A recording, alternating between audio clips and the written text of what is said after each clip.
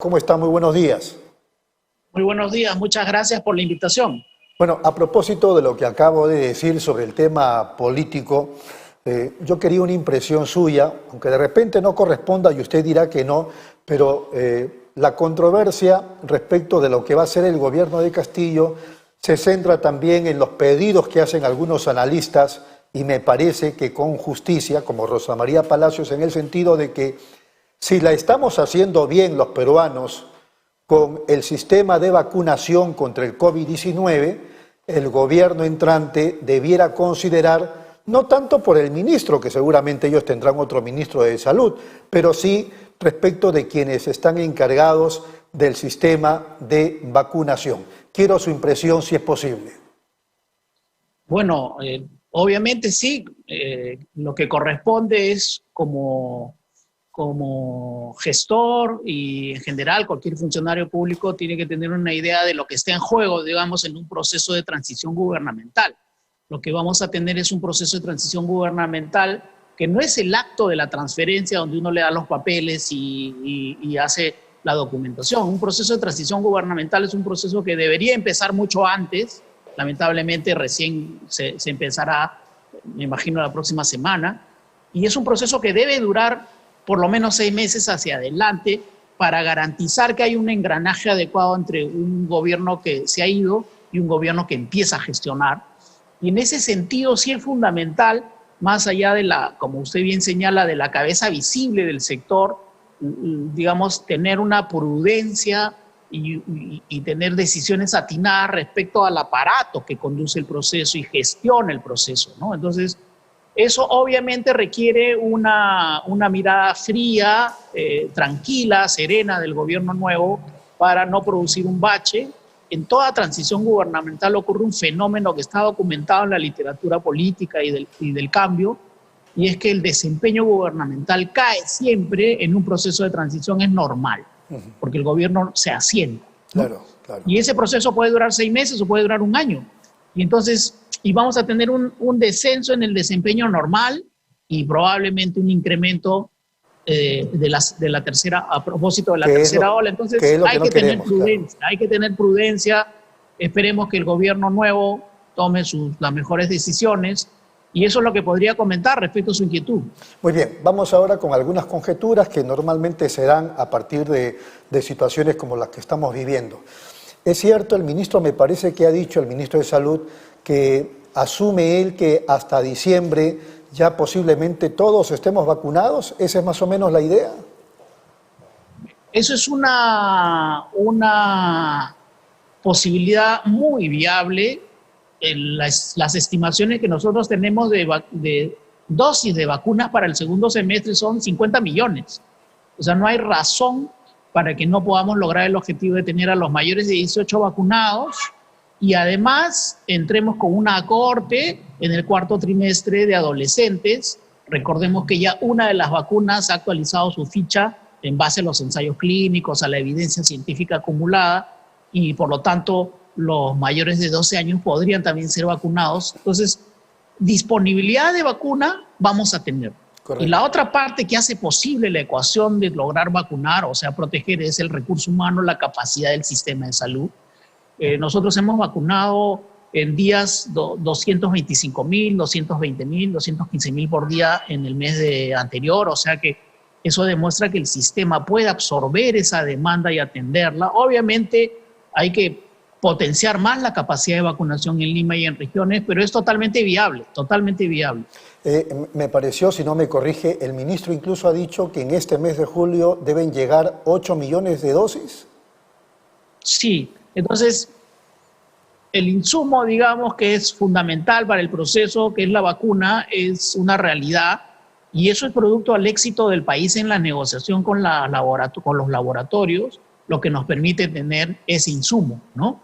Entonces, es viable, nosotros vamos de lo comprometido, que era mayores de 60, eso va a ser un check pronto, y de ahí vamos a dejar toda la base 5 con la vacunación, la primera dosis, y una parte de ellos con la segunda, y entraremos con una franja, digamos, un cachito de la base 4, y por lo tanto la base 4 podría estar perfectamente vacunada en agosto, la base 3 tranquilamente en septiembre. Entonces, la población económicamente activa en un trimestre más debería ya poder insertarse con toda naturalidad a generar los medios de vida para sus familias y para que la economía se mueva. Correcto. Yo lo dije ayer en condicional, pero ya está confirmado, de todas maneras se lo planteo. El ministro ha dicho en las últimas horas que ahora, a partir de ayer, digamos, ya uno puede ir para vacunarse, si está dentro, por supuesto, del grupo que corresponde, a cualquier centro de vacunación. Bueno, el ministro ha precisado hoy día, porque digamos, las declaraciones suyas de ayer fueron recogidas, digamos, en un 70%. La otra parte, el otro 30% lo que dice es a 19 centros, que ahora son metropolitanos en el caso de Lima y Callao, que ya no son centros para su distrito, sino son multidistritales, y esos son 19, ¿no? Porque el mensaje que nosotros ahora damos es: ve a vacunarte al centro de vacunación más cercano a tu casa o más cercano a tu centro de trabajo, siempre y cuando sean esos 19 que son grandes y absorben una demanda enorme. Estamos hablando, por ejemplo, del Campo de Marte, el Parque de la Exposición, los Vacunacar de la Costa Verde, ¿no? El complejo de la Videna, el Parque Zonal Sinchirroque en Comas, en fin, un conjunto de 19 establecimientos que tienen esa condición de metropolitano. Y el centro de vacunación del Jockey también. También, yo se lo leo, está eso en la página web del ministerio, estamos difundiendo eso mucho. Léalo, por favor, si lo puede leer.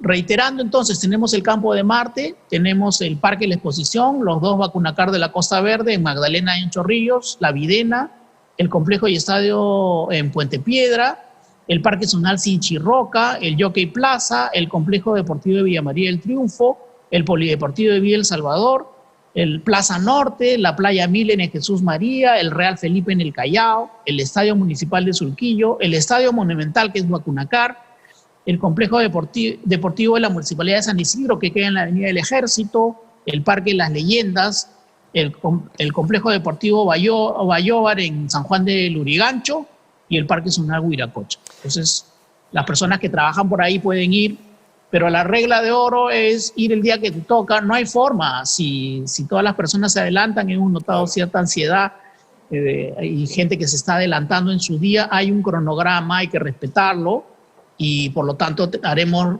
posible que se dé la vacunación atendiendo toda la demanda y de manera más ordenada.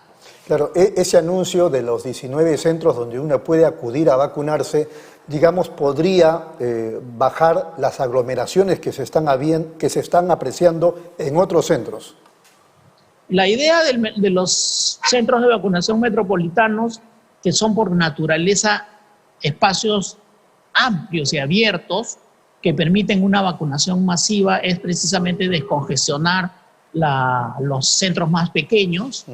Y esos los hacemos crecer. O sea, al interior, por ejemplo, yo acabo de regresar del Vacunacar de Magdalena y hemos ampliado la zona de parqueo para que los carros no estén en la vía y puedan más bien hacer la cola dentro del complejo que hemos habilitado. Hemos puesto 20 brigadas aproximadamente y vamos a reforzar la capacidad. Entonces se pueden ensanchar, digamos, y por lo tanto expandiendo su capacidad de absorber la demanda, siempre y cuando, claro, todos tengamos la previsión de ir el día que nos toca, no adelantarnos, porque eso sí genera un malestar también en los que sí les toca ese día, ¿no?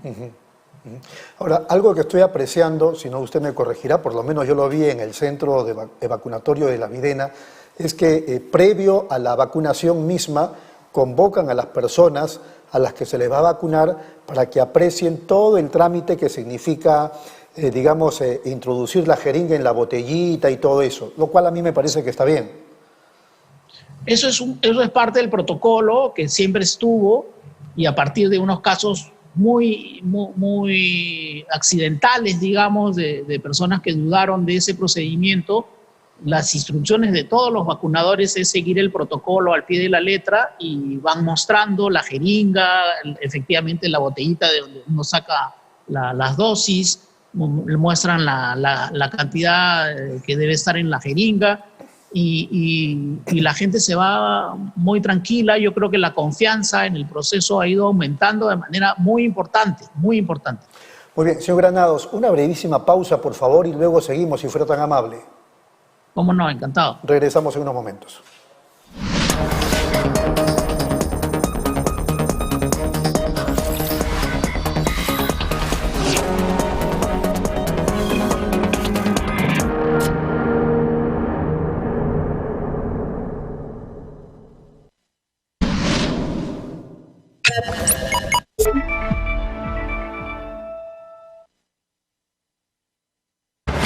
Nueva app de Derrama Magisterial. Maestro y maestra, realiza tus consultas y operaciones en la palma de tu mano. Con el nuevo app Derrama Magisterial podrás realizar tus operaciones en todo momento y desde cualquier lugar. Solicita un crédito, consulta el estado de tu cuenta individual, accede al estado de tus créditos, actualiza tus datos, accede al servicio de asesoría legal gratuita. Ubica nuestras oficinas a nivel nacional. Descárgalo hoy mismo en tu Play Store. Derrama Magisterial, seguridad social para el maestro. ¿Buscas lo mejor para tu hogar? En Plaza Hogar podrás elegir, diseñar y plasmar todas tus ideas. Todo lo que soñaste está en Plaza Hogar. Diseños exclusivos y precios sin competencia. Cómprale al Perú. Ven a Plaza Hogar. La emoción de encontrar lo mejor para tu hogar. Avenida Angamos, 1551 Surquillo.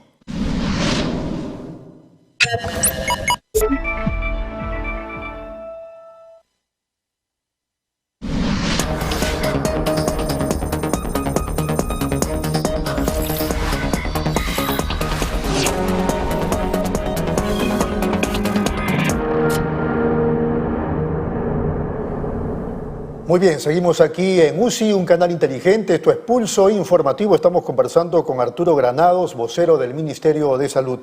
Señor Granados, en los últimos 3 días, porque aquí en el programa todos los días le damos a los televidentes, en base a las cifras de la sala situacional, las ocurrencias de las últimas 24 horas. Pero en los 3 últimos días, ustedes como que se demoraron a varias horas en poder dar esa información de la sala situacional. Es verdad que ayer, por ejemplo, ya dieron la de las últimas 24 horas, que ya la tenemos, pero la de las 48 horas todavía no, lo que nos impide hacer una aritmética simple, que es la resta, para saber exactamente cuántos muertos en las últimas 24 horas hemos tenido. ¿Qué pasó? ¿Qué ha ocurrido? Bueno, fue un incidente menor, en realidad, producto de una sobrecarga de trabajo en el CDC, en el Centro de Epidemiología que tiene el país. Pero ese problema ya se ha resuelto, se están colocando las cifras que nosotros vamos estimando todos los días, se basan en base al registro. Y recordemos que cuando hay cifras que se vienen de atrás y se empiezan a actualizar en el registro, pues es un registro vivo. Pues el registro de los fallecidos no es la contabilidad del día, sino es la contabilidad del día más los casos que no ingresaron en los días anteriores y que se van cargando en los días sucesivos, indicando de qué día fue. Entonces, ese procedimiento es un procedimiento ya regular. Lo de ayer ha sido un desperfecto, pero ya está eso nuevamente habilitado y funcionando de manera adecuada y de manera regular. Ese es una de las cosas que funcionan como un relojito, pero bueno, hasta los relojes suizos a veces pueden tener algún desperfecto y eso ya se resolvió. Muy bien, el ministro de Salud dijo hace varias semanas, y yo quería saber si esa fecha posible se mantiene, que la tercera ola posiblemente podía darse entre agosto y septiembre. ¿Eso se mantiene? ¿Qué dicen los últimos estudios de ustedes en el MINSA? Bueno, la realidad de una tercera ola es un hecho, o sea, eso va a ocurrir en el país. Obviamente nosotros tenemos cálculos y proyecciones, que son las que estás refiriendo tú, de lo que ha señalado el ministro, y eso es más o menos, nuestras cifras van confirmando eso. Lo que nunca se sabe exactamente es de qué tamaño será, cuál es la magnitud. Por eso acelerar el proceso de vacunación es fundamental, porque protege a los segmentos de mayor edad y a los grupos más vulnerables, para que en el caso se contagien puedan, digamos, no llegar a hospitalización, no llegar a UCI y salvar vidas. Entonces, eso es el empeño que hoy tenemos para avanzar de manera más acelerada y gracias al éxito en las negociaciones con los laboratorios y al cronograma de arribo de vacunas, vamos a poder tener una tercera ola un poco más moderada, con el sistema de salud más preparado, ¿no? Y de ahí la relevancia de tener cautela siempre en los mandos intermedios a la hora de una transición gubernamental. Muy bien. Al margen de otras variantes, la variante Delta es un tremendo dolor de cabeza para el mundo. Y aquí en el Perú, ya de manera oficial, como todos sabemos, tenemos 3 casos en Arequipa y 1 en Lima. Pero el ministro dijo, posiblemente hayan otros casos que todavía no conocemos porque de repente se han ampliado esos contagios. ¿Eso es más o menos la idea, señor Granados? Nosotros tenemos a través del Instituto Nacional de Salud una vigilancia genómica, que es una búsqueda de la presencia de las variantes y de la proporción de la presencia de las variantes en el territorio nacional, ¿no? Obviamente los casos que hemos reportado son los casos que la vigilancia genómica ha detectado. Como con propiedad lo ha señalado el ministro, la probabilidad mayor es que haya muchos más de esos casos. No sabemos la magnitud de eso, pero no es la variante predominante, porque si no la vigilancia genómica regular ya la estuviera detectando la proporción. Pero bueno, en la medida que vayamos desplegando más el proceso que venimos haciendo con el Centro de Epidemiología y el Instituto Nacional de Salud, vamos a ir reportando. De ahí la relevancia de tener a la población con las 2 dosis. Recordemos que las 2 dosis tienen un efecto realmente protector, y en el caso de la variante Delta, con mayor razón se requiere que las personas estén bien protegidas con las 2 dosis de las vacunas que estamos usando. Entiendo que ustedes están todos los días y a cada momento monitoreando el caso de esos 4 sindicados con la variante Delta. Mi pregunta era, porque el ministro hace días dijo que la situación de ellos era entre el leve y moderado. Mi pregunta es, ¿cómo están actualmente esas personas, por favor? Bueno, la última información que tenemos es la que ha proporcionado el ministro, y esas personas están siendo efectivamente monitoreadas y su condición es estable. No tenemos razones para alarmarnos por el momento. Y bueno, estamos investigando un poco más la situación particular de estos casos y tratando de detectar más dónde estarían esas otras personas a las cuales hay que aislar, y hay que hacerle una observación y un seguimiento minucioso para evitar que se compliquen. Muy bien, todos nos hemos indignado con el caso del señor Vizcarra, que se vacunó 2 veces, ya su historia conocida, y luego se volvió a vacunar con con Pfizer hace algunos días, lo que motivó serios cuestionamientos. La pregunta a propósito de ese caso era, ¿qué pasa con los 12.000 que participaron en un ensayo clínico y a partir de lo cual ya también se les ha vacunado? Si antes había sido agua destilada, se les ha vacunado con la vacuna Sinopharm. ¿Ellos están en la posibilidad de vacunarse por 3ª o 4ª vez? ¿Cómo es el tema ahí? Bien, recordemos que el proceso de vacunación de las personas que han participado de esos ensayos clínicos son responsabilidad de los centros de investigación de las universidades comprometidas, involucradas. Nosotros apoyamos esa gestión para que se pueda agilizar el proceso de importación de esas vacunas, siendo además que ahora ya no están de prueba, son vacunas, digamos, formalmente, y eso implicó que se levantara el ciego, es decir, el secreto que hay de quién recibió vacuna y quién recibió placebo, y por lo tanto, digamos, ese proceso el Ministerio ayudó a que se clarificara, y esas personas están protegidas. Nuestra responsabilidad es poner a esas personas en el padrón universal y poner su condición de vacunadas de tal manera que no accedan a una vacunación adicional. Primero, porque las 2 dosis son las que se necesitan, y segundo, porque esas dosis son necesarias para personas que no han recibido vacunación. Le hacía la pregunta porque me llegó información, no confirmada por supuesto, de que varios de esos 12.000 se estaban volviendo a vacunar. ¿Eso no es así? Nosotros no tenemos información de ese tipo, o sea, puedo pedir que la revisemos con exhaustividad, por supuesto lo podemos hacer, pero no tenemos esa información, o sea, esa información es totalmente extraoficial. Y en todo caso, lo que nosotros estamos acelerando a partir de este aprovechamiento indebido de la vacuna Pfizer de parte de varios personajes que estuvieron involucrados en el Vacunagate, ponerle su condición. Nosotros no les estamos retirando del padrón universal porque son peruanos o son residentes y tienen que estar documentada su condición. Lo que estamos es cambiando la condición y de manera particular respecto a su pregunta, asegurándonos de que efectivamente los demás estén en esa situación. Eso implica una coordinación con los centros de investigación, porque hay también un tema de confidencialidad, pero en términos de sistema eso tiene que funcionar adecuadamente, así que espero que la próxima entrevista que tengamos poder darle más detalles al respecto. Muy bien, pero entonces queda claro, si no me lo dice, entonces queda claro que los del Vacuna Gate y los 12.000 vacunados en ensayos clínicos ya están apareciendo en el sistema como vacunados, o todavía usted no tiene la respuesta concreta. Quisiera ver un poco más en detalle. Hace pocos días tratamos el tema en el equipo y dimos las indicaciones para que se tomaran las previsiones del caso. Lo que yo quisiera hacer es revisar si los pasos que acordamos se han concluido.